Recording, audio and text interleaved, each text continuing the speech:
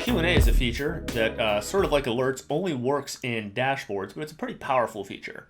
So if you're in a dashboard and Q&A has been enabled, what you'll see is this little dialog up here where it says ask a question about your data. If I click up here, I could type in something sort of in natural language, sort of like a Google query or something like that.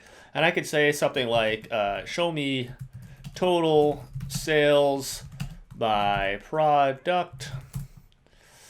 And sure enough, it'll show me total sales by product. If I want this as a column chart, I could say as column chart. And it shows it to you as a column chart, right?